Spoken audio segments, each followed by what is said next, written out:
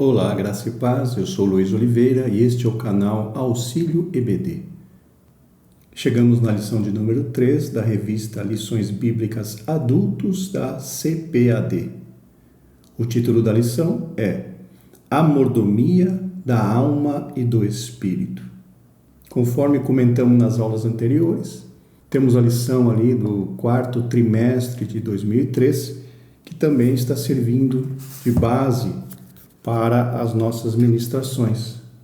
Essa revista tem o mesmo tema da revista atual, Mordomia, só que nessa revista o pastor Elienay Cabral trata dos temas de uma maneira um pouquinho diferente. Por exemplo, para a lição de hoje, que é Mordomia da Alma e do Espírito, em 2003, o pastor Elienay Cabral, ao invés de tratar em uma aula, como nós estaremos fazendo hoje, ele tratou em duas aulas, precisamente a aula de número 6, a lição de número 6 e a lição de número 7. Nós já temos publicado ali no nosso site Estudantes da Bíblia essa revista quase completa. Publicamos até a lição de número 11. Estaremos publicando o mais cedo possível as duas últimas lições para completar essa revista. Mas para esta lição de número 3 da revista atual, nós usaremos as lições de número 6 e 7 dessa revista, para tirarmos também alguns subsídios. Também temos o livro de apoio, que eu já disse a vocês, que está muito melhor do que o livro do trimestre passado. Também tiramos algumas coisas desse livro de apoio. Acredito que será uma aula bastante proveitosa para todos nós. Então, vamos ao texto áureo. O texto áureo está na primeira carta de Paulo aos Tessalonicenses, no capítulo 5, versículo 23. Versículo bastante conhecido de todos nós. Diz assim: E o mesmo Deus de paz vos santifique em tudo, e todo o vosso espírito, e alma, e corpo sejam plenamente conservados irrepreensíveis para a vinda de nosso Senhor Jesus Cristo. Este é aquele versículo que nós estamos citando desde a aula passada, aula de número 2, onde tratamos ali do corpo, E hoje trataremos da alma e do espírito. É a chamada tricotomia, como explicamos ali na aula passada. A verdade prática nos ensina: ao lado do corpo, a alma e o espírito devem estar preparados para a vinda do Senhor Jesus Cristo. Vejam, meus irmãos, que nessa verdade prática nós encontramos na realidade o objetivo principal dessas duas lições, a mordomia do corpo e a mordomia agora da alma e do espírito. Essas duas lições que tratam dos nossos três componentes, corpo, alma e espírito. O objetivo delas é que nós, como mordomos do Senhor, trabalhemos de forma a conservar tanto o nosso corpo quanto a nossa alma e também o nosso espírito irrepreensíveis para a vinda de nosso Senhor Jesus Cristo. Então esta é a meta, este é o objetivo que todos nós temos como servos de Deus. A leitura bíblica em classe está na carta de Paulo aos Gálatas, no capítulo 5, versículos 16 ao 22 e depois o versículo 25. Gálatas, capítulo 5, versículos 16 ao 22, depois o versículo 25. Acompanhe a leitura.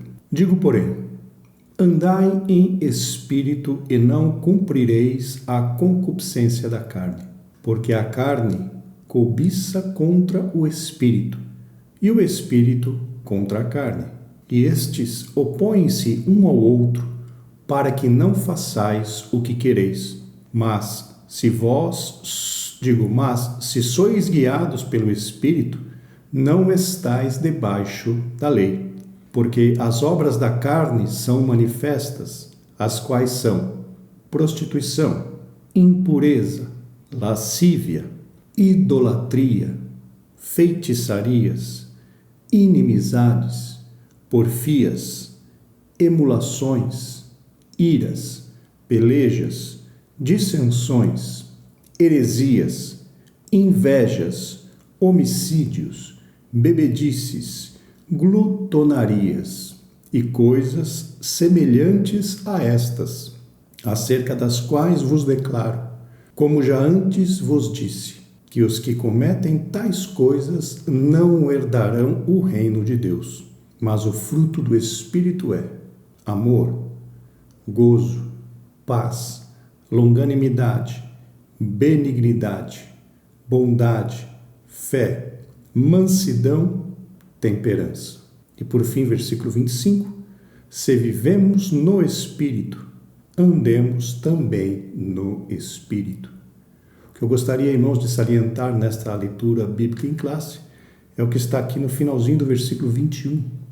E coisas semelhantes a estas, acerca das quais vos declaro, como já antes vos disse, que os que cometem tais coisas não herdarão o reino de Deus. Então observem que Paulo foi muito claro em relação às coisas, as práticas que nos tiram do caminho da salvação. E a nossa função como mordomo, administradores deste corpo, administradores da alma que Deus nos deu, administradores do espírito humano, nós como mordomos precisamos nos portar, precisamos conduzir este corpo, alma e espírito, de tal forma a que nós consigamos, estejamos aptos, sejamos dignos de herdar a salvação a nós prometida por Deus. Então tenham em mente que nós, como mordomos, servos do Senhor, temos que conduzir o nosso corpo, conduzir a nossa alma e conduzir o nosso espírito de acordo com a vontade de Deus, para que possamos estar dignos e sejamos aptos a adentrar nas mansões celestiais. Então esta é a nossa incumbência como mordomos, como servos do Deus Altíssimo. Como objetivo geral encontramos conscientizar que, ao lado do corpo, a alma e o espírito devem ser preservados para a vinda do Senhor Jesus. Como já falamos, ali na verdade prática, nós temos algo exatamente igual ao que encontramos aqui no objetivo. Lá estava dizendo conservar o corpo, a alma e o espírito para a vinda do Senhor. E aqui também é a mesma coisa. Então, tanto a verdade prática quanto o objetivo geral tratam exatamente do mesmo assunto. Já os objetivos específicos nós encontramos para o tópico 1, conceituar alma e espírito. Para o tópico 2, relatar a mordomia da alma, ou seja, o que devemos fazer, como devemos conduzir e cuidar da nossa alma. E finalmente, para o tópico 3, temos apresentar a mordomia do espírito, ou seja, como devemos conduzir o nosso espírito de forma a honrar e glorificar o nome do Senhor. Iniciemos então agora na introdução. Para ser mordomo da alma e do espírito, o homem necessita, antes de tudo, da fé em Deus, da entrega incondicional a Cristo Jesus e da ação poderosa do Espírito Santo na sua mente, pensamento e maneira de viver diante do Criador. Para isso é preciso ser uma nova criatura, como diz na primeira carta de Paulo aos Coríntios, capítulo 5, versículo 17. Se alguém está em Cristo, nova criatura é. As coisas velhas já passaram e eis que tudo se fez novo. Além de conservar o corpo, precisamos conservar a alma e o espírito. É o que veremos nesta lição. O comentarista diz: conservar o corpo é até, vamos dizer assim, fácil de se entender, conservar o corpo. O que é conservar o corpo? É cuidar bem daquilo que Deus colocou em nossas mãos, ou seja, alimentar o corpo, assear o corpo, ter uma vida balanceada no sentido equilibrada, balanceada no sentido do equilíbrio, sem perder muitas noites de sono, comendo da forma correta, na quantidade correta, enfim, cuidando do estresse, fazendo atividade física, enfim. Isso é conservar o corpo, todo mundo sabe. Mas o que significa conservar alma e espírito? Será que alma e espírito estragam como corpo? Como Paulo disse, que Mesmo que o nosso homem exterior se corrompa, o nosso homem interior se renova dia após dia. O corpo exterior todos sabemos que se corrompe, ficamos velhos, a idade vai corroendo, as nossas forças, vai dificultando as coisas em relação ao nosso corpo. Mas o que significa conservar a nossa alma e o nosso espírito? Será que a alma estraga? Será que o espírito cansa? Enfim, o que vocês pensam quanto a isso? O que eu posso dizer a vocês é, essa conservação que o nosso comentarista está colocando seria justamente a conservação num estado mais puro possível, ou seja, a conservação da nossa alma e do nosso espírito separados o tanto quanto possível do pecado que tão de perto nos rodeia. Então, essa conservação que o comentarista comenta não é uma conservação no sentido de estragar, no sentido de haver degradação na alma e no espírito. Na realidade, a degradação que pode haver é motivada pelo pecado. Então, nós temos que conservar irrepreensíveis, como diz lá em 1 aos Tessalonicenses 5:23, que foi o nosso texto áureo. Então, esta é a conservação que devemos ter na nossa alma e no espírito. Conservados irrepreensíveis, ou seja, afastados o tanto quanto possível do pecado que tão de perto nos rodeia. Para o ponto central, nós temos: a mordomia da alma e do espírito deve ser levada muito a sério pelos crentes. No livro de apoio, o comentarista nos traz uma definição bastante interessante sobre a necessidade de exercermos a mordomia cristã também com a alma e com o espírito. Ele diz que temos que procurar entender o que a Bíblia Sagrada nos diz e nos exorta, sobre como devemos cuidar deste homem interior. Veja que interessante. Lá no livro de apoio, também nós veremos um pouquinho mais à frente na lição, o comentarista trata, de acordo com o que a Bíblia diz, a nossa alma e o nosso espírito como o homem interior. Então, para nós conservarmos irrepreensíveis, tanto a nossa alma quanto o nosso espírito, nós precisamos buscar entendimento, buscar direção, buscar orientação na palavra de Deus, pois ela, como diz o salmista, é lâmpada para os nossos pés e luz para o nosso caminho. É a palavra quem nos diz o que devemos fazer para nos conservarmos irrepreensíveis para a vinda do Senhor. E o que é interessante, como eu já disse a vocês, é que ele trata, o comentarista citando, esta nossa parte espiritual como sendo o homem interior, aquele que está aqui dentro, que está falando convosco agora, que pensa, que sente fome e principalmente que tem o espírito que se relaciona com Deus. Este, então, é o nosso homem interior. Tópico 1. Conceituando alma e espírito, ou seja, trazendo o conceito, trazendo a definição de alma e espírito. 1. O significado da alma. No Antigo Testamento, a palavra alma é nephesh. No Novo, o termo usado é psique, que tem o sentido de alma e de vida, e encontra-se ligado à palavra psíquicos, que significa pertencente a esta vida. Ela é a base das experiências conscientes, equivalendo, portanto, à própria vida, à personalidade e à pessoa mesmo. Ele colocou aqui conforme 2 Coríntios 1:23. Assim, o texto bíblico de Levítico 17, capítulo 17, versículos do 10 ao 15, revela uma diversidade de sentidos para a palavra alma. Primeiro, a pessoa física, no versículo 10, a alma de um animal, no versículo 11, a vida de uma pessoa, também no versículo 11. O que podemos ver aqui, meus irmãos, é que a palavra alma na Bíblia Sagrada, traduzida por alma na Bíblia Sagrada, tem diversos significados. Pode se referir, como o comentarista disse aqui, a uma pessoa física, a uma vida animal ou a vida de uma pessoa. O pastor Elienay Cabral, nesta lição de apoio aqui de 2003, ele tem pelo menos 4 significados para a alma. Acompanhe. Primeiro, a alma com o sentido de respiração da vida, onde toma como referência a palavra hebraica nefesh, que é a mesma que o comentarista utilizou. E ele usa como referência Gênesis 1:24.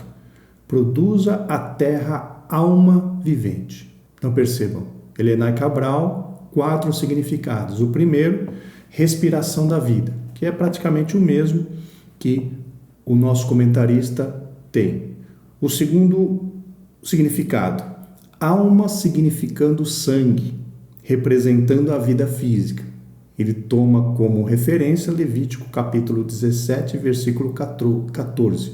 E diz assim: não comereis o sangue de nenhuma carne, porque a alma de toda a carne é o seu sangue. Então percebam que aqui alma está se referindo ao sangue dos animais.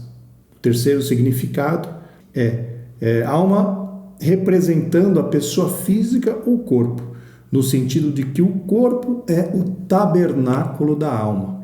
Encontramos a referência em 2 Coríntios, capítulo 5, versículo 1, que diz: porque sabemos que, se a nossa casa terrestre deste tabernáculo se desfizer, temos de Deus um edifício, uma casa não feita por mãos, eterna nos céus. Então percebam, terceiro significado, pessoa física ou corpo. E o último significado, alma significando o próprio indivíduo, isto é, a alma como personalidade para dar distinção a cada pessoa. Ou seja, uma alma é diferente da outra, 2 pessoas diferentes. A referência é Romanos, no capítulo 13, versículo 1, e diz assim: toda alma esteja sujeita às autoridades superiores, porque não há autoridade que não venha de Deus. E as autoridades que foram ordenadas, e as autoridades que há, foram ordenadas por Deus. Então, recapitulando, pastor Helenay Cabral traz-nos 4 significados para a alma. Primeiro, alma no sentido de respiração da vida, que é o mesmo significado da palavra nefesh, que o comentarista trouxe. Segundo significado é alma significando sangue, né? E toma por referência Levítico 17, 14. Terceira, alma significando realmente a pessoa física, né? Ou o corpo, o nosso corpo, e toma como referência 2 Coríntios 5:1, quando fala do nosso tabernáculo. E por último, alma significando o indivíduo, ou seja, a nossa individualidade, a nossa personalidade, e toma como referência Romanos 13:1, quando diz: toda alma esteja sujeita às autoridades. Já o pastor Elinaldo Renovato, que é o escritor, o comentarista dessa lição, no livro de apoio apresenta 3 significados para a palavra alma. O pastor Helenay Cabral apresentou 4 nessa lição que eu mostrei para vocês, e o pastor Elinaldo Renovato apresenta 3 no seu livro de apoio. A primeira delas é psique, no sentido da base impessoal da vida, ou seja, a própria vida. O segundo significado é a parte interior do homem. E o terceiro significado, uma alma independente em contraste com o corpo. Então vemos que o livro de apoio, meus irmãos, como eu disse a vocês, esse livro de apoio desse trimestre está muito melhor do que o passado, traz bastante informações adicionais. Não há muitas informações fora desse contexto da lição, mas há muitas informações que complementam o que está na revista Lições Bíblicas. Então, como eu disse a vocês, se você puder adquirir esse livro, faça-o, porque com certeza vai ajudá-lo na ministração da sua aula. E use também as lições ali do pastor Helenay Cabral, que já publicamos no site. Como eu disse, assim que possível, quanto antes, estaremos publicando a lição de número 11 e 12, fechando, publicando todas as lições do 4º trimestre de 2003. Fique à vontade para acessar o site, para utilizá-lo, pois ele é nosso mesmo. Agora em setembro, se Deus quiser, estaremos completando 10 anos que o site está no ar. Continuando então, já do ponto de vista teológico, a alma é a sede das emoções e dos sentimentos, conforme Jesus expressou no contexto de angústia. A minha alma está profundamente triste até a morte. Evangelho de segundo São Marcos, capítulo 14, versículo 34. Então, aqui o comentarista diz que a alma é a sede das emoções e dos sentimentos. Só que eu gostaria de incluir também, irmãos, não apenas sede das emoções e dos sentimentos, mas também dos pensamentos também, porque é com a alma que nós pensamos, com a alma que nós meditamos. Então, ela é sede dos pensamentos, sede das emoções e sede dos sentimentos. Tudo, ou todas essas três questões, ou todas essas três características, elas habitam, residem na nossa alma. Por conta disso, entendemos que exercer essa mordomia espiritual da alma e do espírito não é uma coisa fácil, é uma coisa bem complexa, porque as soluções que nós teríamos que aplicar na nossa alma e no nosso espírito não são soluções, não são ferramentas carnais, mas sim soluções espirituais que tratam com o homem interior. E uma das soluções, e uma das ferramentas que utilizamos, com certeza é a palavra de Deus. Lá em Hebreus 4:12 diz, porque a palavra de Deus é viva e eficaz, mais penetrante que espada alguma de 2 gumes, que penetram aonde? Até a divisão da alma e do espírito, juntas e medulas, e é apta a discernir os pensamentos e as intenções do coração. Então percebam que a palavra de Deus é uma das ferramentas imprescindíveis, ou seja, uma das ferramentas indispensáveis que nós, como mordomos do Senhor, exercendo a mordomia da alma, do corpo e do espírito, precisamos utilizar a palavra de Deus. Lâmpada, como nós já dissemos, para os nossos pés e luz para o nosso caminho. Subtópico 2 do tópico 1, a origem da alma. A alma está unida ao espírito e por isso é humanamente impossível separá-los. Só a palavra de Deus pode fazê-lo. Hebreus 4:12, que é o versículo que acabamos de citar. Assim, tanto a alma quanto o espírito constituem a parte imaterial do ser humano. Em relação à origem da alma, há pelo menos 3 teorias que tentam explicá-la, ou seja, tentam explicar a origem da alma. Primeira, a teoria da pré-existência. A segunda é a teoria do criacionismo.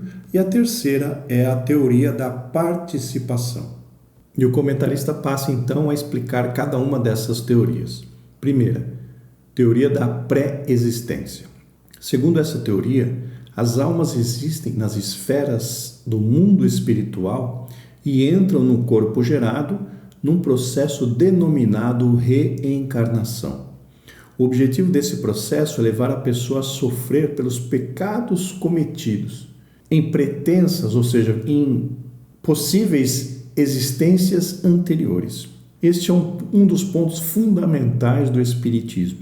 Entretanto, não há fundamento bíblico para essa teoria, ou seja, a teoria de que a alma ela encarna e de acordo com o que ela tiver feito, ela precisa, depois que ela morre, essa alma reencarna para que a pessoa possa pagar as dívidas contraídas através dos seus erros, através dos seus pecados.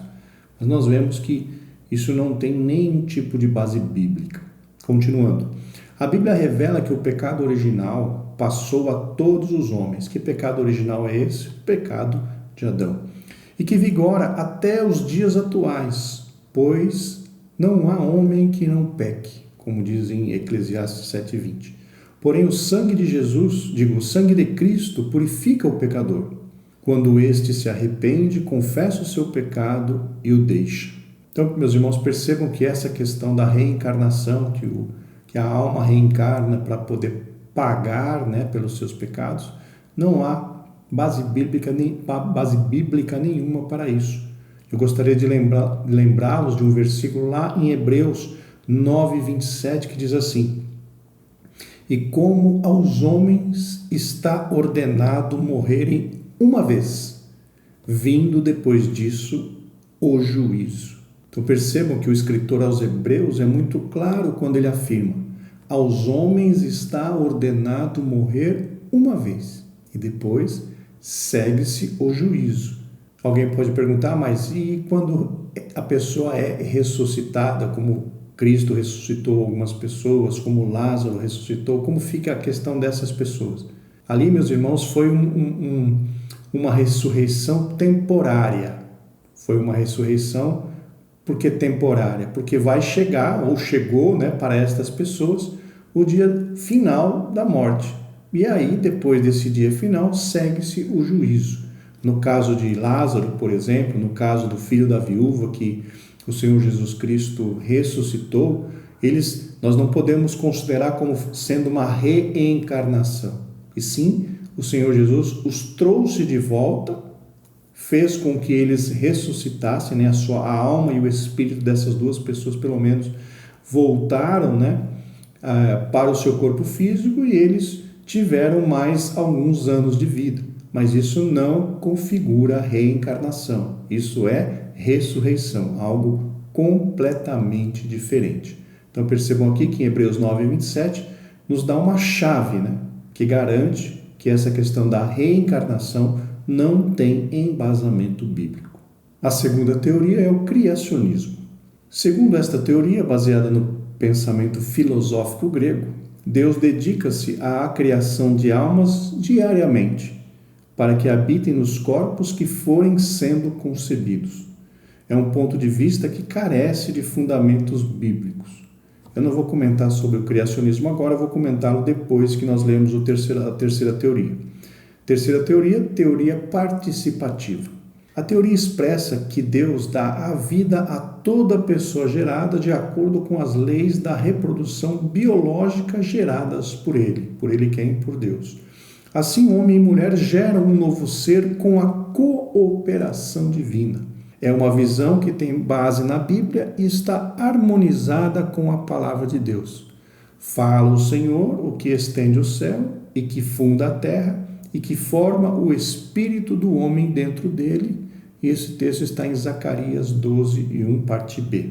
Todavia, como Deus age na criação de cada alma e espírito dentro do ser humano, é um dos muitos mistérios da fé, pela qual devemos curvar-nos humildemente diante da sua magnitude. Meus irmãos, a teoria da pré-existência, como já falamos, é uma teoria que realmente não temos apoio bíblico, não há como acreditar, não há como olhar para ela como algo verdadeiro quando comparado com o que a Bíblia Sagrada diz. Porém, quando em relação ao criacionismo e também a teoria participativa, também conhecida como traducionismo ou traducianismo, a teoria participativa tem um outro nome, chamada traducionismo ou traducianismo. Então, essas duas teorias, tanto o criacionismo quanto a teoria participativa, precisamos tomar cuidado com essas duas.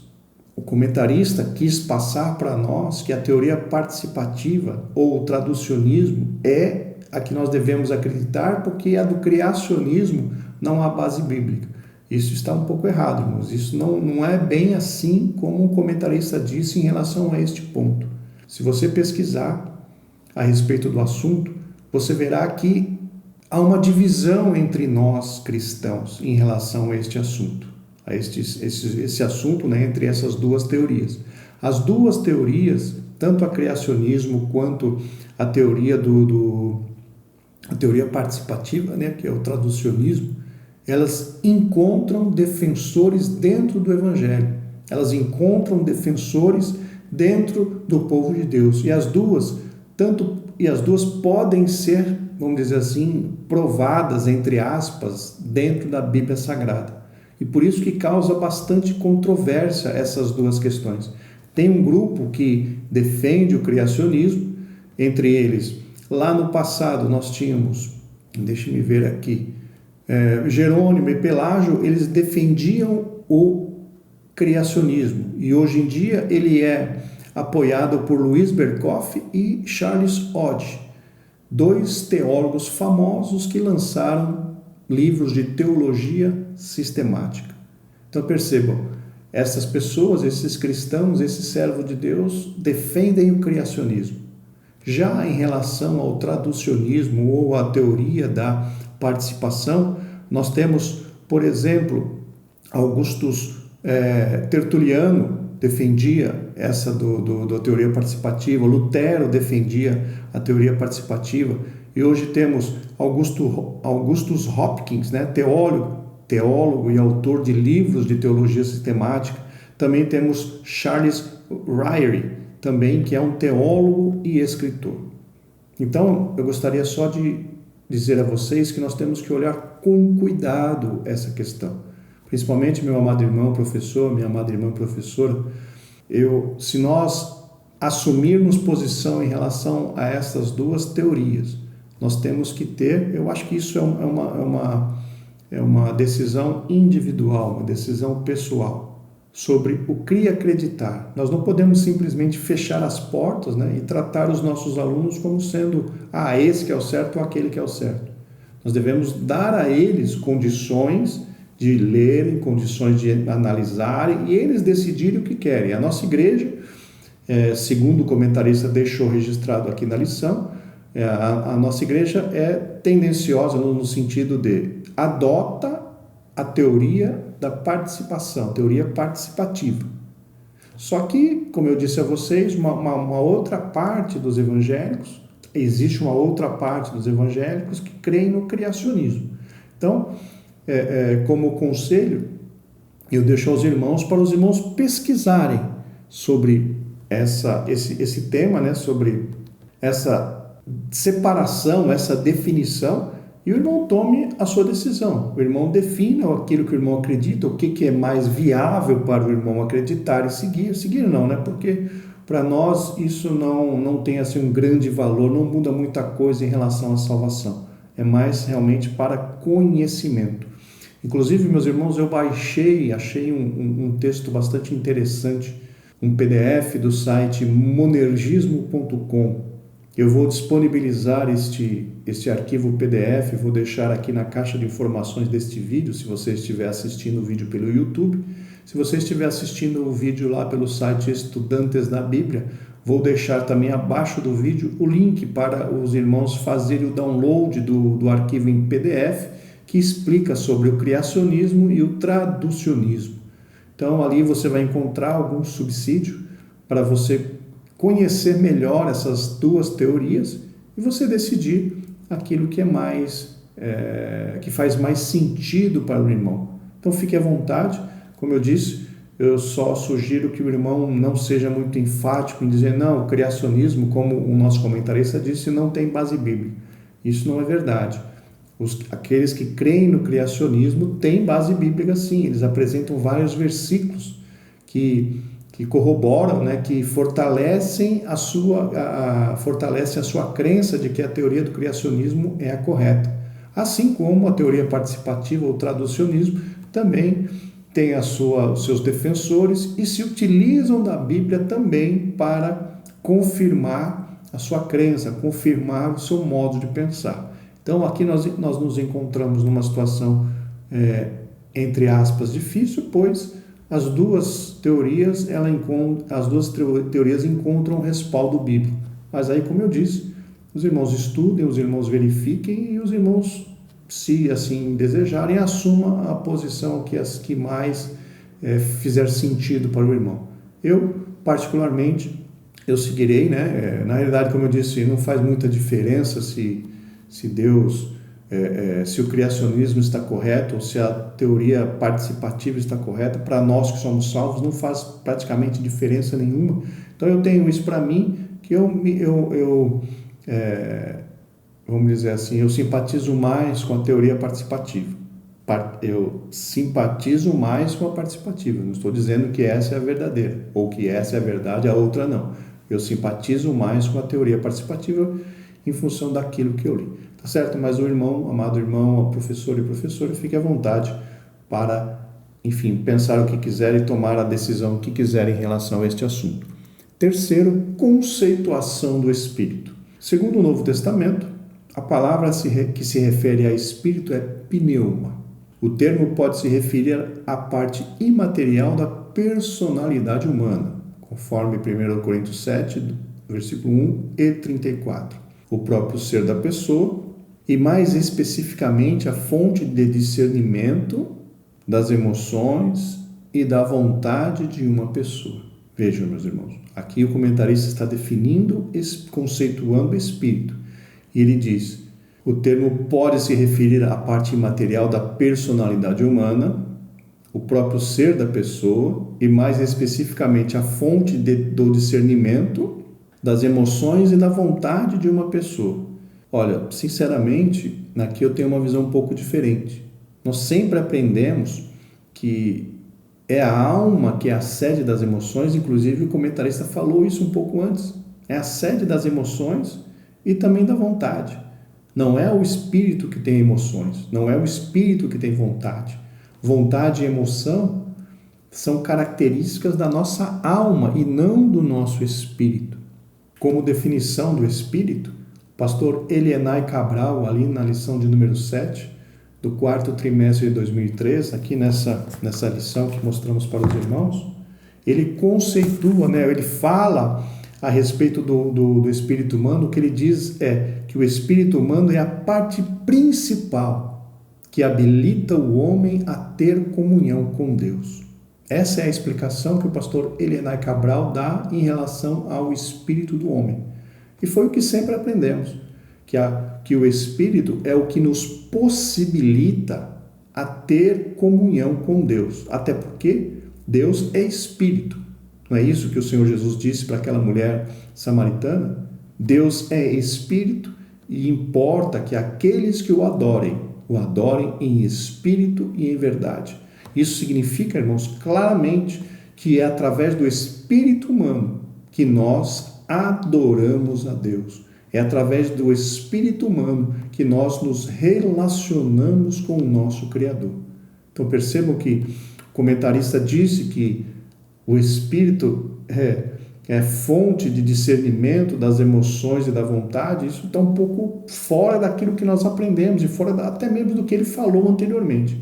Foi uma pequena falha aqui, de concordância aqui entre os assuntos, mas que fique claro para nós, Vamos, no meu caso, eu sugiro que os irmãos tomem como base o que disse o pastor Elienay Cabral, onde ele fala, repetindo o que ele disse, que o espírito humano é a parte principal que habilita o homem a ter comunhão com o Senhor. Dê uma olhada na lição de número 7, ali do 4º trimestre de 2003, para te ajudar a trazer uma definição melhor sobre esse assunto. Continuando, assim o espírito humano regenerado, submetido a Cristo, torna-se sensível ao Espírito Santo e é capaz de manifestar o fruto do Espírito, as virtudes do reino de Deus. Outro ponto, irmãos, a ser comentado, que ele diz aqui, que o espírito humano regenerado, submetido a Cristo, torna-se sensível ao Espírito Santo e é capaz de manifestar o fruto do Espírito. Percebamos que quem manifesta o fruto do Espírito não é o Espírito, é a carne, é a alma que manifesta o fruto do Espírito.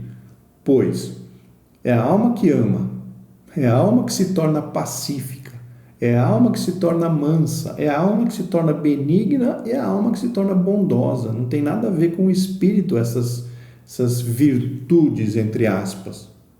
Todas essas virtudes, elas são desenvolvidas e atuam diretamente na alma e não no nosso espírito.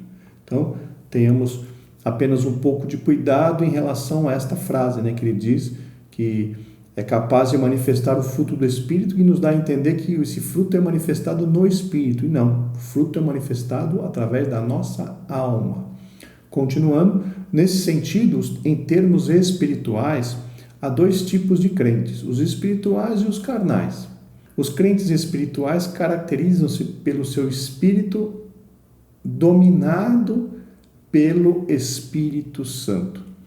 Aqui, irmãos, eu acredito que há um exagero, por parte do comentarista, porque o Espírito Santo não nos domina como se fôssemos, seus bonecos, suas marionetes.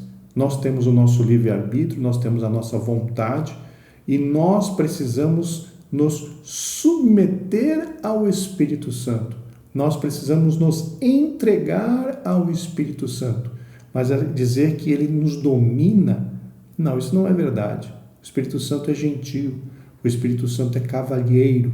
Se nós abrirmos a porta do coração, o próprio Senhor Jesus falou ali à igreja de Laodiceia, se não me engano, no livro de Apocalipse: eis que estou à porta e bato. Se alguém abrir a porta, eu entrarei e cearei com ele e ele comigo.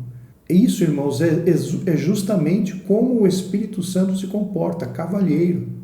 Ele bate, ele convida, ele sussurra, ele intercede, e a nós, como seus servos, cabe nos entregarmos a ele, nos lançarmos a ele, como disse o próprio apóstolo Paulo: não vos embriagueis com vinho em que há contenda, mas enchei-vos do Espírito. Ou seja, a responsabilidade por se encher do Espírito está conosco.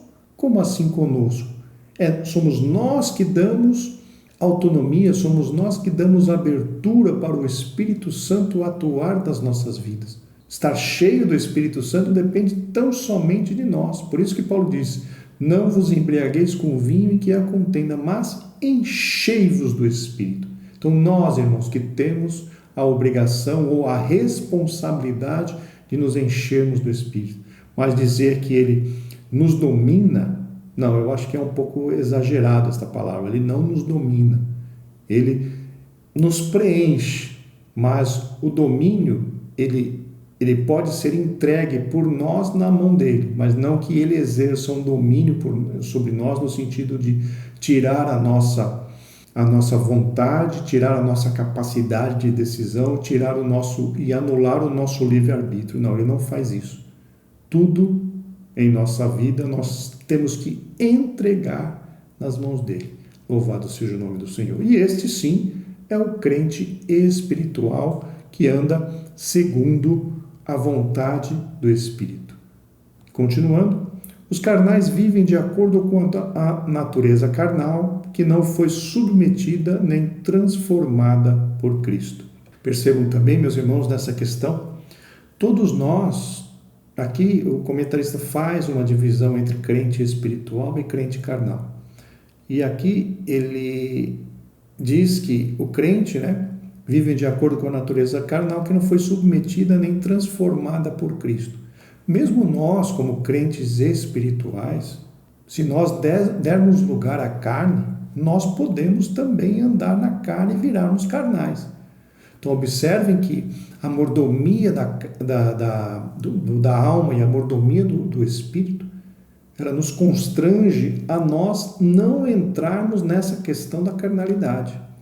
A nossa responsabilidade como mordomos é cuidar da alma, cuidar do Espírito, de forma a glorificar o nome do Senhor. E nós, como cristãos, como administradores deste corpo, desta alma e deste Espírito, temos que tomar bastante cuidado, porque mesmo hoje, sendo espirituais, se nós baixarmos a guarda, se nós, passarmos a resistir ao Espírito Santo, se nós entristecermos o Espírito Santo, nós também viraremos crentes carnais. Então percebam que essa é uma luta que nós temos que travar dioturnamente, ou seja, dia e noite nós temos que travar esta luta de não obedecer aos impulsos da carne, esta luta de não andar segundo o desejo dos nossos corações, e sim trabalhar incansavelmente, orar, chorar, ler a Bíblia, pedir misericórdia, jejuar, para quê? Para que a graça de Deus se manifeste em nossas vidas e nós não nos tornemos crentes carnais. Louvado seja Deus. Então, esta é mais uma das atribuições do mordomo, daquele que administra este corpo, esta alma e este espírito. Não nos tornarmos carnais.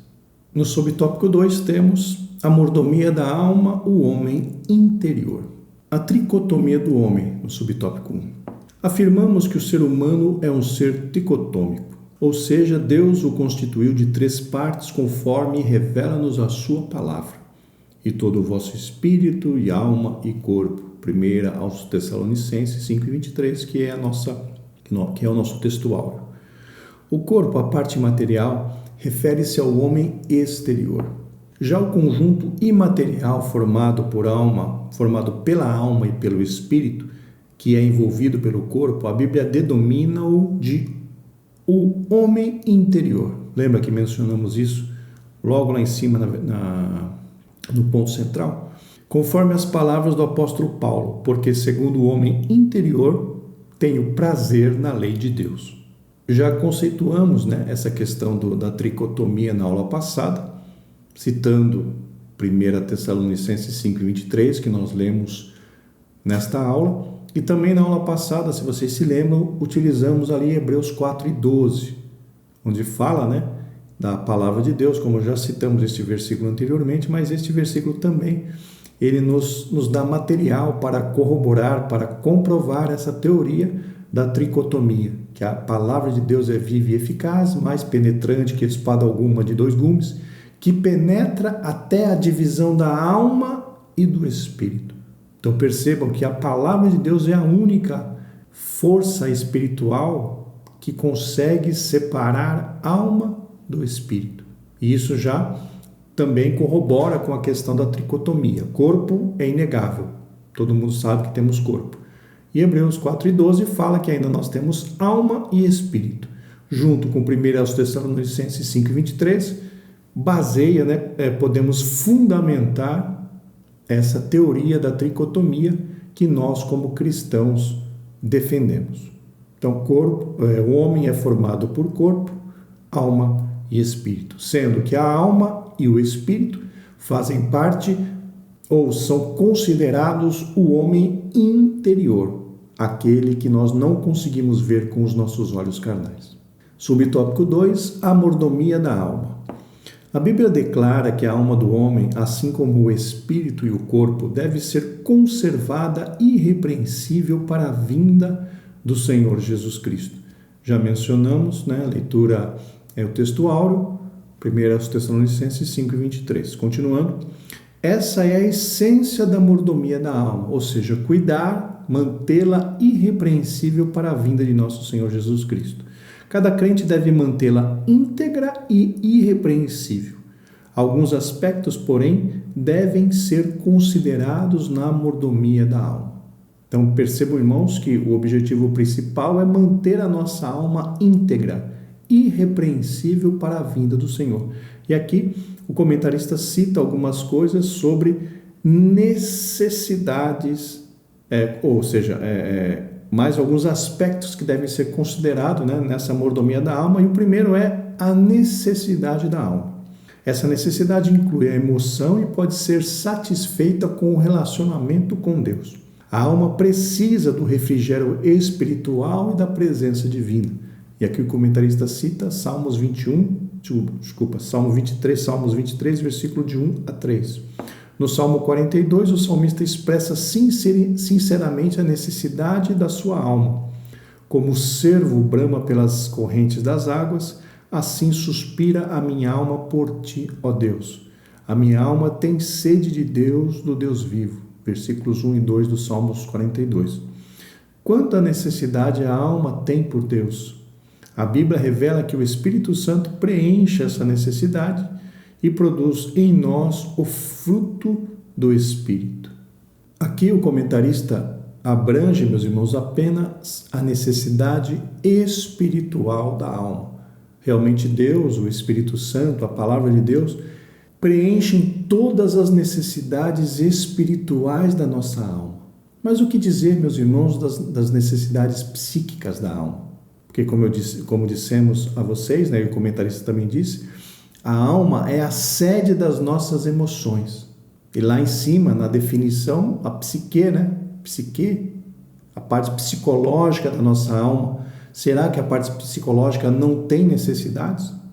O pastor Helenay Cabral abrange, na sua aula, na sua lição, na revista que ele trata da mordomia, quando falamos da mordomia da alma, abrange 3 principais faculdades da alma humana. A primeira delas, o intelecto, a segunda delas, a vontade, e a terceira delas, o sentimento, ou seja, a afetividade e as emoções.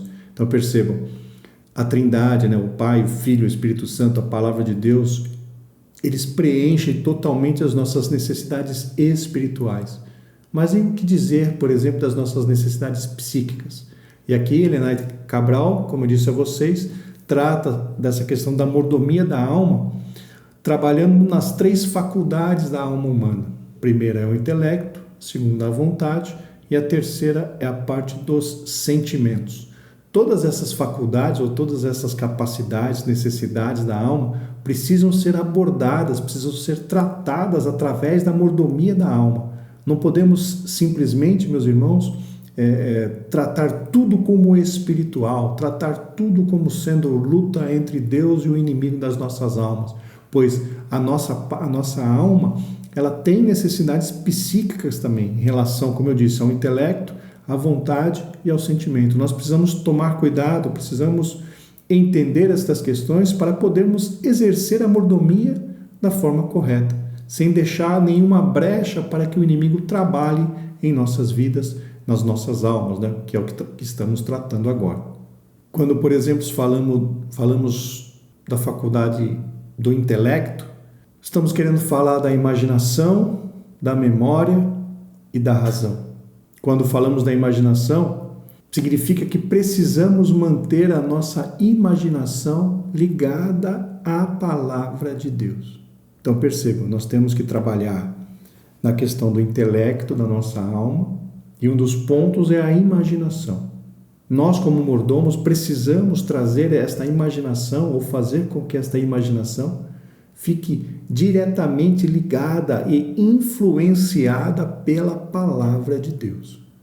Só assim nós teremos vitória em nossas vidas. A palavra de Deus deve ser a nossa fonte de inspiração. A palavra de Deus deve ser a nossa fonte de direção nas nossas vidas. A palavra de Deus deve nortear a nossa imaginação, deve nortear o nosso pensamento. Não podemos, irmãos, dar vazão às imaginações, não podemos dar vazão aos nossos sentimentos, aos nossos pensamentos, porque a Bíblia diz que o pensamento e a imaginação do homem é má continuamente. Em Gênesis, capítulo 6, versículo 5, encontramos a situação terrível em que os descendentes de Adão estavam vivendo. Veja o que diz em Gênesis 6 e 5. E viu o Senhor que a maldade do homem se multiplicara sobre a terra, e que toda a imaginação dos pensamentos de seu coração era só má continuamente. Essa questão, esse pensamento mal continuamente, fez com que Deus destruísse aquele povo através das águas do dilúvio. Porque Deus olhou do céu e viu que os pensamentos do coração do homem eram apenas maus. As suas atitudes eram más, as suas intenções eram más. E Deus se arrependeu, a Bíblia diz, entre aspas, Deus decidiu destruir aqueles homens e salvar apenas a família de Noé. Então percebam, irmãos, que se nós dermos vazão aos nossos pensamentos, infelizmente a nossa natureza carnal ela se manifesta em nossas vidas. Nós vamos pensar, nós vamos dar vazão às nossas imaginações. E o que acontece? Nós, infelizmente, somos tendenciosos para o mal. Por isso que eu disse a vocês e repito, precisamos trazer a nossa imaginação balizada pela palavra de Deus. É a palavra de Deus quem nos dá os limites. É a palavra de Deus quem nos dá até onde nós podemos ir, o que é lícito diante de Deus e o que não é lícito. Então percebam, trabalhando em relação ao nosso intelecto, imaginação. O segundo ponto do intelecto é a memória. A memória, nós podemos dizer que devemos exercer a mordomia em relação ao nosso intelecto, em relação à nossa memória, principalmente, meus irmãos, ligado ao perdão. Uma das coisas que mais nos traz problemas é a dificuldade que nós temos em perdoar. É aquela história, Eu perdoo, mas não esqueço. Quem perdoa e não esquece, não perdoou. A Bíblia nos constrange, meus amados, a perdoarmos. A Bíblia nos constrange a realmente liberarmos o perdão para todos. Porque na oração do Pai Nosso Está muito claro ali. Se nós não perdoarmos aos nossos devedores, Deus também não nos perdoa. E muitas pessoas estão sofrendo com raiz de amargura. Muitas pessoas estão sofrendo porque as ofensas que os outros fizeram a elas não nos deixam em paz, a sua memória, aquilo fica martelando na sua mente, martelando no seu coração, fazendo mal, trazendo enfermidades, irmãos. Quem não perdoa, quem não libera o perdão, acaba adoecendo, acaba gerando raiz de amargura, acaba se contaminando. E a própria Bíblia nos diz que a raiz de amargura contamina. Então, quando vamos trabalhar nessa parte do intelecto, a respeito da mordomia, né, da alma, que é a parte do intelecto referente à memória, está diretamente ligada ao perdão. Precisamos liberar o perdão, porque senão a nossa alma vai definhando, a nossa alma vai, entre aspas, estragando, nós vamos gerando problemas, nós vamos gerando angústia, nós vamos gerando mágoa, nós vamos gerando raiz de amargura. E isso, irmãos, nos faz um mal tremendo. Então, se alguns, sugiro que os irmãos, nossos irmãos professores, toquem assim nesse assunto, porque os nossos alunos, eles precisam entender o quão ruim é nós não perdoarmos. O quão ruim é nós permitirmos que a raiz de amargura se desenvolva em nosso coração. Então, nós, como mordomos, precisamos ter a nossa memória, a nossa mente, o nosso coração livre para louvar ao Senhor, sem mágoa, sem angústia, sem raiz de amargura, glorificando ao nome do Senhor. E por último, voltado ainda ao intelecto, é a mordomia da razão. A da razão nós podemos usar, né, um versículo que nós vamos inclusive mencionar um pouco mais para frente, Filipenses 4:8. Quanto ao mais, irmãos, tudo que é verdadeiro, tudo que é honesto, tudo que é justo, tudo que é puro, tudo que é amável, tudo que é de boa fama, se há alguma virtude, se há algum louvor, nisso pensai. Vejam então, a mordomia da razão, baseada na Bíblia Sagrada, ela nos orienta aqui. Nós pensemos naquilo que é bom. Razão é o raciocínio. Razão é aquilo que nós pensamos, aquilo que nós meditamos. Então, tudo que é bom, tudo que é verdadeiro, tudo que é honesto, tudo que é justo. E quando olhamos, por exemplo, ali para o Salmo 1, o salmista diz, né? Bem-aventurado o varão que não anda segundo o conselho dos ímpios, nem que se assenta na roda dos escarnecedores, nem que se detém no caminho dos pecadores, nem se detém na roda dos escarnecedores.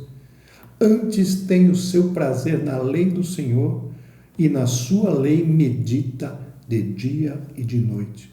É justamente aquilo que Paulo está dizendo. Tudo que é verdadeiro, tudo que é honesto, tudo que é justo, tudo que é puro, para que nós possamos manter a nossa razão equilibrada, para que nós possamos manter a nossa mente cheia da palavra de Deus. Esta palavra que precisa frutificar em nossas vidas.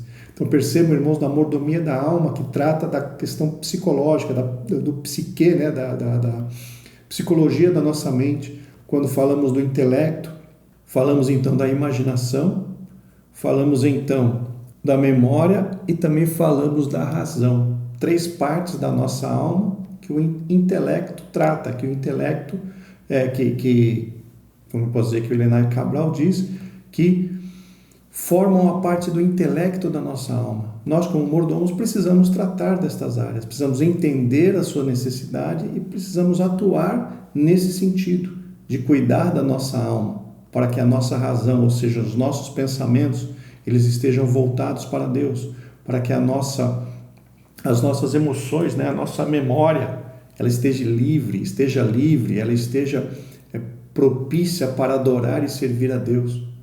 E também a nossa imaginação limitada, ou seja, não limitada, mas delimitada por aquilo que a Bíblia nos fala, para que as más imaginações do nosso coração não dominem a nossa vida.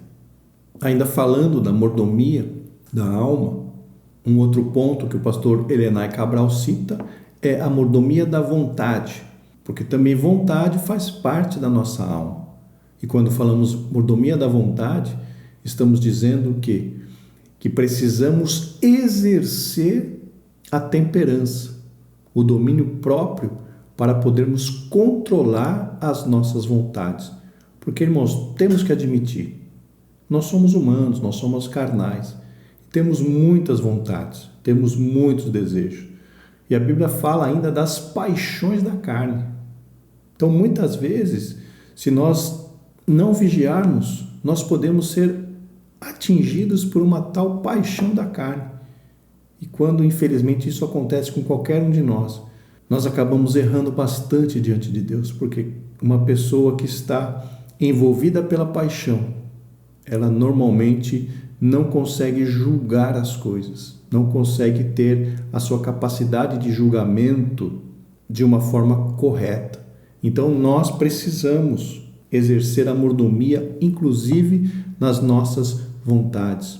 Veja o que diz em 2ª Carta de Paulo a Timóteo, no capítulo 2, versículos 25 e 26. Diz assim: instruindo com mansidão os que resistem, a ver se, porventura, Deus lhe dá arrependimento. Deus lhes dará arrependimento para conhecerem a verdade e tornarem a despertar, desprendendo-se dos laços do diabo, em cuja vontade estão presos.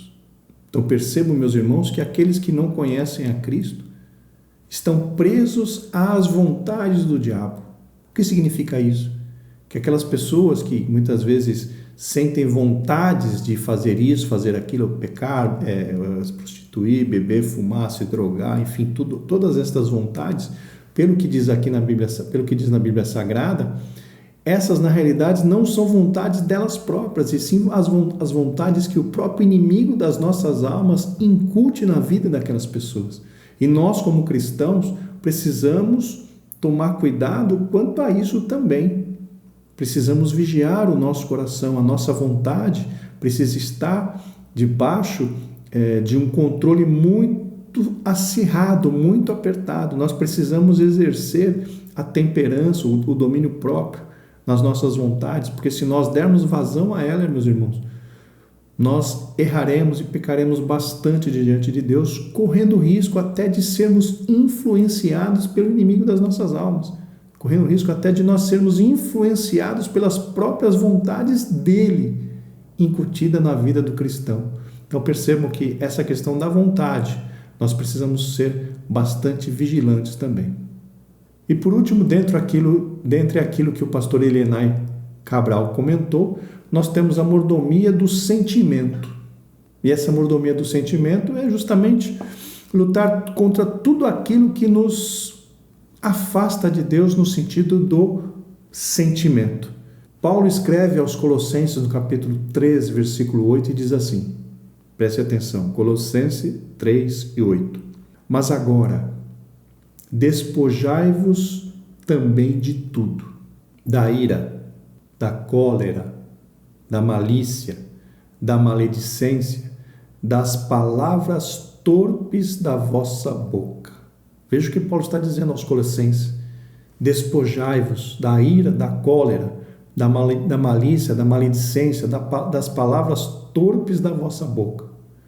A ira e a cólera e a maledicência não são sentimentos, meus irmãos? Então nós temos como mordomos deste corpo, da alma e do espírito, nós temos que nos despojar de tudo isso. Também trazer o nosso sentimento balizados na palavra de Deus. Nós não podemos ser iracundos, nós não podemos ser maledicentes, nós não podemos ser coléricos. O que é uma pessoa colérica? Aquela pessoa que explode de uma vez, tem uma cólera, uma ira muito forte, muito tremenda. E o problema, muitas vezes, em relação à ira, não é nem se irar. A própria Bíblia nos diz, irai-vos, mas não pequei. Então, meus irmãos, nós podemos até nos irar, mas nós não podemos pecar por conta da nossa ira. A Bíblia mesmo diz que o nosso Deus é um Deus que se ira todos os dias por conta do pecado da humanidade. Então, a ira em si não é pecado, o problema é o que nós fazemos, praticamos baseados, entre aspas, nesta ira. mas nós temos que vigiar os nossos sentimentos. Não podemos ser iracundos, não podemos ser coléricos, não podemos ser maledicentes. O que é um maledicente?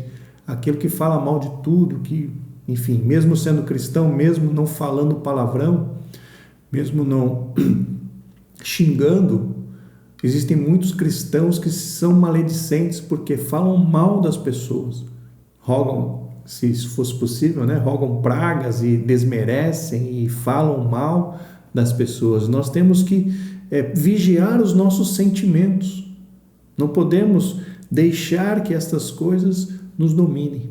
Então percebam então a visão do pastor Elenay Cabral, meus irmãos, em relação a essa questão da mordomia da alma, é uma visão mais aprofundada. Foi por isso então que eu decidi trazer essa questão desses pontos que não estão na lição, mas estão mencionados ali na lição do pastor Elenay Cabral, para enriquecer um pouco a sua ministração. Se você não quiser tocar nesses assuntos, fique à vontade, mas eu achei interessante trazer pelo menos para conhecimento, para enriquecimento da sua aula, da sua ministração. Continuando, a santificação da alma. É uma necessidade da alma o viver santo, sem o qual ninguém verá a Deus. Hebreus 12, 14. O ser humano é salvo pela graça de Deus e isso é dom divino. Mas ele precisa também arrepender-se de seus pecados, confessar a Cristo como o Senhor e santificar-se integralmente em Deus, conforme o apóstolo Paulo ensina. Abstende-vos de toda a aparência do mal. E o mesmo Deus de paz vos santifique em tudo. E todo o vosso espírito e alma e corpo sejam plenamente conservados irrepreensíveis para a vinda de nosso Senhor Jesus Cristo. Os mesmos versículos, primeiro aos Tessalonicenses, capítulo 5, e agora versículos 22 e 23. Aqui, meus irmãos, em relação à santificação da alma, o comentarista fez uma aplicação, fez uma menção bastante genérica sobre essa questão da santificação da alma. E eu gostaria de citar uma passagem que o próprio Senhor Jesus deixou registrada em relação à santificação da alma. Está lá no Evangelho segundo São Mateus, no capítulo 15, versículos 18 ao 20. Evangelho segundo São Mateus, capítulo 15, versículos 18 ao 20, que diz assim: Mas o que sai da boca procede do coração, e isso contamina o homem. Porque do coração procedem os maus pensamentos, mortes, adultérios, prostituição, furtos, falsos testemunhos e blasfêmias. São estas coisas que contaminam o homem, mas comer sem lavar as mãos, isso não contamina o homem. Então, meus irmãos, percebam que quando falamos da santificação da alma, temos que trabalhar duro e com muita persistência para poder combater todas essas tendências que nós, como seres humanos, temos. Veja o que o Senhor Jesus disse, que o que sai da boca, ou seja, o que vem do coração é o que contamina o homem. E o que ele cita? Maus pensamentos. Temos que lutar contra maus pensamentos. Mortes, adultérios, prostituição, furtos, falsos testemunhos e blasfêmias. Tudo isso, meus irmãos, surgem no coração do homem. E quando falamos de santificação da alma, precisamos tratar destes pontos. Não permitir que dentro do nosso coração os maus pensamentos permaneçam. Não podemos permitir que os pensamentos sobre mortes, e que pensamentos sobre mortes são esses? Quando diz que no coração humano geram mortes. A morte é gerada pela ira, lembra que acabamos de falar? Uma pessoa se ira muito em relação a outra pessoa, algo que a pessoa fez, muitas vezes tem vontade de matá-la porque está irada, porque está colérica. Isso precisamos combater também. Aí vem adultérios, prostituição, furtos, falsos testemunhos e blasfêmias. Tudo isso é gerado na nossa alma e nós temos que lutar tremendamente, pedindo ajuda, pedindo graça de Deus, para que esse tipo de pensamento não nos domine, para que esse tipo de pensamento eles não frutifiquem na nossa vida e que sejamos livres de todos esses bugigangas, né? De todas essas tranqueiras, que nada disso nós tenhamos depositados em nosso coração. Continuando, a santificação dos pensamentos. Vimos que a alma é a sede das emoções, dos sentimentos e dos pensamentos. Logo, sua mordomia deve zelar por tudo que preenche o pensamento do crente, conforme ensina o apóstolo Paulo no já citado Filipenses 4 e 8. Neste contexto, devemos atentar para a advertência de Jesus em relação ao coração do homem, isto é, a sua interioridade, porque do coração procedem os maus pensamentos, morte, adultérios, prostituição, furtos, falsos testemunhos e blasfêmias. Mateus 5,19, que foi o texto que nós lemos agora anteriormente. Portanto, não podemos pensar só no que não fazer, mas também no que não pensar. Toda ação ou reação humana procede do pensamento, precede o pensamento, o sentimento e a emoção. Na realidade, meus irmãos, santificação dos pensamentos e santificação da alma, para mim, é a mesma coisa. Porque os pensamentos surgem na alma. Então, aqui o nosso comentarista usou 2 subtópicos para falar praticamente sobre o mesmo assunto. Santificação da alma envolve necessariamente a santificação dos pensamentos.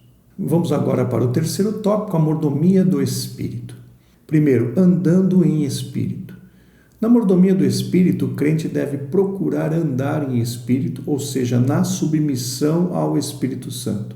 Lembra que nós falamos? O comentarista comentou que o Espírito Santo dominaria, né, o crente, e aqui ele já está dizendo que devemos ser submissos. Realmente, precisamos ser submissos, nós entregarmos tudo a Ele, porque Ele não é um dominador, Ele não é um tirano. O Espírito Santo é um cavalheiro. É um Espírito Santo, como o seu nome já diz, que atua até onde nós permitirmos. Ele não nos força a nada. Continuando, diz o texto bíblico: digo, porém, andai em espírito e não cumprireis as concupiscências ou a concupiscência da carne. Andar em espírito é viver em obediência à direção do Espírito Santo em todas as áreas da vida. Há uma luta interior entre a carne e o espírito, mas uma vez guiados pelo Espírito Santo, não estamos sob a escravidão da carne. Portanto, se vivemos no Espírito, andemos também no Espírito. Aqui, meus irmãos, o comentarista dá ênfase a se andar no Espírito.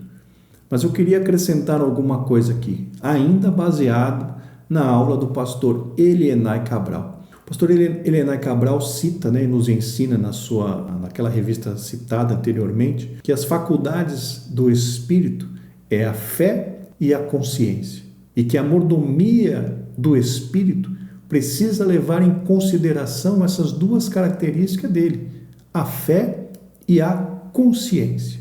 Na mordomia do Espírito, precisamos conservar a fé. Precisamos conservar a fé, porque é a expressão máxima da natureza religiosa do cristão, do homem, né? A palavra religião significa religar a Deus. O homem religioso, então, é aquele que teve a sua comunhão restabelecida com Deus através do sacrifício de Cristo Jesus, através da aceitação, percebam que Cristo morreu por todos, mas para que nós sejamos salvos, nós temos que aceitar este sacrifício pela fé, e aí sim, após a aceitação do sacrifício, nós somos religados a Deus, nós passamos a ser filhos, nós passamos a ser co-herdeiros de Cristo. Louvado seja o nome do Senhor. Então, a fé é uma das características, né, como eu posso dizer, é uma das faculdades do Espírito. E nós temos que, como mordomos do Senhor, tratar da fé. Como assim tratar da fé? Manter a fé. Lembra que Paulo disse lá? Combati o bom combate, acabei a carreira, guardei a fé. E como dissemos em aulas anteriores, meus irmãos, a fé, juntamente com o amor e juntamente com a esperança, são as chamadas virtudes teologais. Então nós, como mordomos de Deus, quando falamos na mordomia do Espírito, precisamos zelar e fortalecer e trabalhar com a fé. Trabalhar na nossa fé, guardar a fé, fortalecer a fé. Porque esta é a função do mordomo quando diz sobre a mordomia do Espírito. Em relação à segunda faculdade do Espírito, segundo o pastor Elenay Cabral, que é a consciência é definida como uma lei moral e espiritual gravada no espírito humano e que age como um juiz, aprovando ou desaprovando as nossas ações. Então percebam que, segundo o pastor Elenay Cabral, a nossa consciência está ligada ao espírito. Mas, meus irmãos, percebam o seguinte, que normalmente a consciência, como que ela age? Ela age através do julgamento, através de um ponto de referência. Então, a nossa consciência precisa estar viva, a nossa consciência precisa estar balizada na palavra de Deus como sendo a nossa referência, porque muitas pessoas não têm consciência. Ou seja, a sua consciência não o acusa mais. Por quê? Porque os seus pontos de referência já foram derrubados. Quando o apóstolo Paulo diz, rogo-vos, pois, irmãos, pela compaixão de Deus, que apresentei o vosso corpo em sacrifício vivo, santo e agradável a Deus, que é o vosso culto racional. E não vos conformeis com este mundo, mas transformai-vos pela renovação do vosso entendimento, para que experimenteis qual seja a boa, perfeita e agradável vontade de Deus.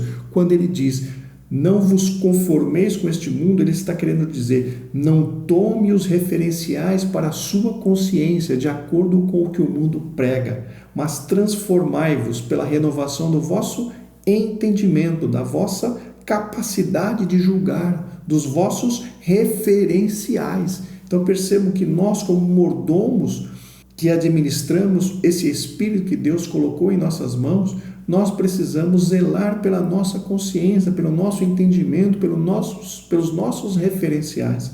Não podemos ser moldados pelo mundo. O sexo antes do casamento é normal. O adultério é normal. Isso, roubar é normal, mentira. Não. Estes são referenciais do mundo.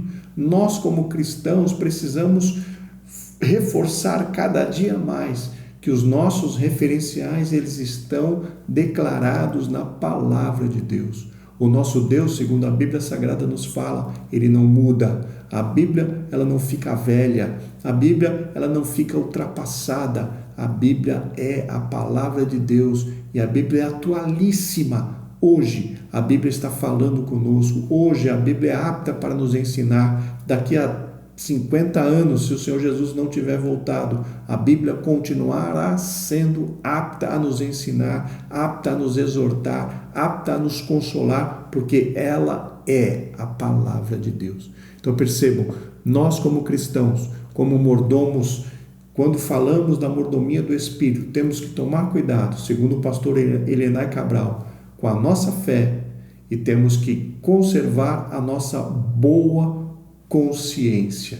O apóstolo Paulo diz na sua primeira carta a Timóteo, no capítulo 1, versículo 19, ele diz assim, conservando a fé e a boa consciência. Percebam, Paulo dizendo a Timóteo, conservando a fé e a boa consciência, rejeitando a qual alguns fizeram naufrágio na fé. Ou seja, o comentarista Elenay Cabral diz que fé e consciência fazem parte do quê? Das faculdades do Espírito.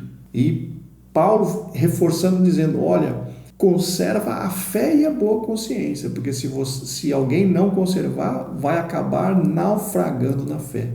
E nós, irmãos, como mordomos, precisamos tomar cuidado, precisamos zelar, precisamos guardar, precisamos fortalecer a nossa fé e manter a nossa consciência em perfeito funcionamento, os nossos referenciais baseados na Bíblia Sagrada.